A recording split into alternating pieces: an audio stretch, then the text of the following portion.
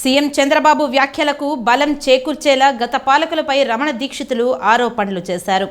ఈ 2-3 రోజుల్లో వస్తున్న వార్తలు చాలా బాధగా ఉందని, శ్రీవారి భక్తుల మనోవేదనను కలిగించిందని అన్నారు.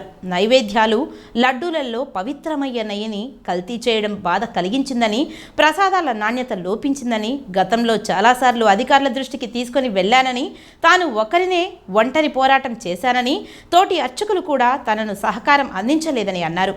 చంద్రబాబు ప్రభుత్వం అధికారంలోకి రాగాలనే ప్రక్షాళన చేపట్టారని అన్నారు.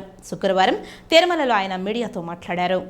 ప్రసన్నం చేసుకోవడం కోసం ఎంతో ప్రయత్నం చేశాను. మనకు అన్నం పెట్టే దేవుడికి మనం శుచిగా, శుభ్రంగా, తాజాగా ప్రసాదాలు తయారు చేసి స్వామివారికి నివేదన చేయడం అనేది మనం భక్తులు ఎన్నో జన్మల్లో చేసుకున్న మహాపుణ్యం. కానీ అందులోనే కల్తీలు జరగడం, స్వామివారికి సరైన వేళల్లో సరైన పరిమాణాల్లో స్వామివారికి నైవేద్యం కాకపోవడం అనేది చాలా విచారకరమైన విషయం. అందులోనూ ఆగమశాస్త్ర ప్రకారంగా ఆవుకు ఆగమ కార్యక్రమాల్లో ఎంతో విలువైన స్థానం ఉంది. గోక్షీరం కానీ, ఆవు పాలతో స్వామివారికి అభిషేకం జరుగుతుంది.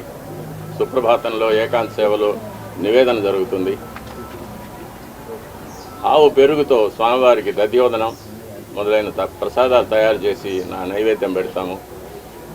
ఉత్సవాల అభిషేకాల్లో గోదధ్యి వాడతాము.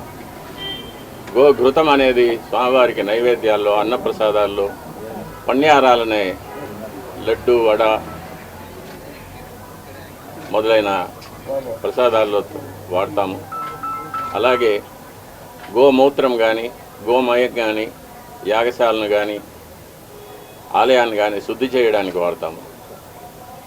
అటువంటి పవిత్రమైన గోవు యొక్క ఘృతాన్ని కల్తీ చేయడం అనేది అది స్వామివారికి, మనకు జీవితాన్ని ఇచ్చే స్వామివారికి ఇటువంటి అపచారం జరగడం అనేది చాలా విచారకరమైన విషయం.